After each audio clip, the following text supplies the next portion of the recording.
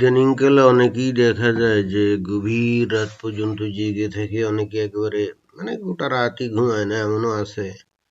এই যে ইন্টারনেটে, তারপরে মোবাইল ফোনে এখন তো ওই যে সারা রাত কত কি দেখে, অনেকে পর্ন দেখে, অনেকে আবার ধর্মীয় বিষয়ে দেখে, আবার অনেকে আবার ওই যে নাস্তিকতা প্রচার করে, যে উটকো নাস্তিক আছে না, এগুলো ওই যে আলতু ফালতু কথাবার্তা বলে, এগুলো শোনে মজা পায়। তো এই জন্যে বেসিক্যালি যাদের খুব একটা কাজকর্ম নাই ব্যক্তিগত জীবনে, তারাই বস্তুত ওই যে সারা রাত জেগে থাকে আর দিন ভরে ঘুমায়। যেমন ভোরবেলায় ঘুমালো, দুপুর বেলায় ওঠে, এরকম আছে না অনেকে।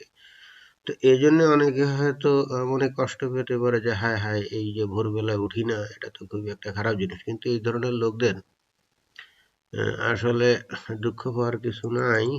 সেটা হ্যাঁ, আমরা দেখতে পারি যে এ ধরনের লোকদের কিন্তু দুঃখ পাওয়ার কিছু নেই, বরং এভাবে যারা সারা রাত জেগে থাকবে তারা বরং খুবই ভাগ্যবান, খুবই ভাগ্যবান।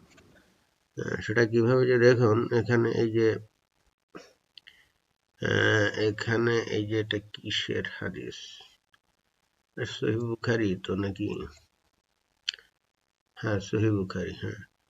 তো সহিহ বুখারীর এই যে হাদিসটা, এই যে আমরা দেখতে পাচ্ছি যে সহিহ বুখারী ইসলাম ফাউন্ডেশন প্রকাশিত হাদিসের মান হলো সহি অধ্যায় 49, সৃষ্টির সূচনা।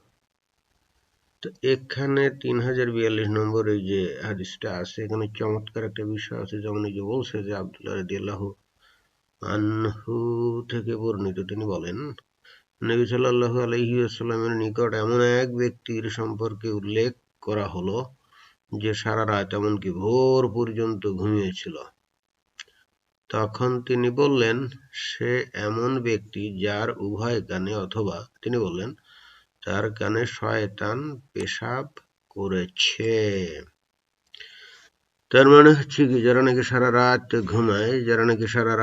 ঘুমায়, একেবারে ভোর পর্যন্ত যারা ঘুমায়, তারা আসলে অভিশপ্ত, তাদের ভাগ্য খারাপ। কারণ তারা যে ঘুমিয়েছিল, বস্তুত তাদের কানের মধ্যে শয়তান প্রস্রাব করলে পরে তার ওই নিদ্রার মাত্রা বেড়ে গেছে, কারণে সে সারা রাত ঘুমিয়েছে, এবং এ কারণে ওই যে রাতে ইবাদত বন্দেগী করেনি। বস্তুত এখানে যে তাহাজ্জুদ নামাজের একটা বিষয় আছে না, যে গভীর রাতে এটা পড়তে হয়, তো এইটা তো এ পড়েনি, তো ঘুমাইছিল। এই জন্য এই ব্যক্তি কিন্তু খুবই দুর্ভাগ্যবান, এই কারণে যে যেহেতু শয়তান যদি তার কানে প্রসাব করে, তার মানে শয়তানে তাকে পুরোপুরি ধরে ফেলছে। সুতরাং এ থেকে এই সিদ্ধান্তে আসা যায়, যারা সারা রাত ঘুমায় বা যাদের মানে রাত একেবারেই জাগে না, তারা ভীষণভাবে ক্ষতিগ্রস্ত। এবং যারা সারা রাত জেগে থাকে, তাহলে কি হবে, শয়তান প্রসাব করার সুযোগ পাবে না, তাই না? জেগে থাকলে কি শয়তান প্রসাব করতে পারবে নাকি? অবশ্য দিনের বেলায় প্রসাব করে কিনা এটা সম্পর্কিত কোনো হাদিস আমরা পাই নাই। তবে এইখান থেকে যেটা বোঝা যাচ্ছে যে শয়তান প্রসাব করার সুযোগ পায় শুধুমাত্র যদি কোনো লোক যদি ওই ঘুমায় থাকে, এর থেকে সেটা বোঝা যাচ্ছে। সুতরাং যেহেতু রাতের বেলা জেগে থাকলে শয়তান প্রসাব করার আর সুযোগ পায় না, আর দিনের বেলায় ঘুমালে দিনের বেলায় হয়তো প্রসাব করে না, তাহলে তো আবার ওই যে দিনে ঘুমালে প্রসাব করার সুযোগ পায়, বিষয়টা তা না। সম্ভবত এখান থেকে এই ধরনের সিদ্ধান্তে আসা যায় যে রাতের বেলা ছাড়া শয়তান প্রসাব করে না, রাইট?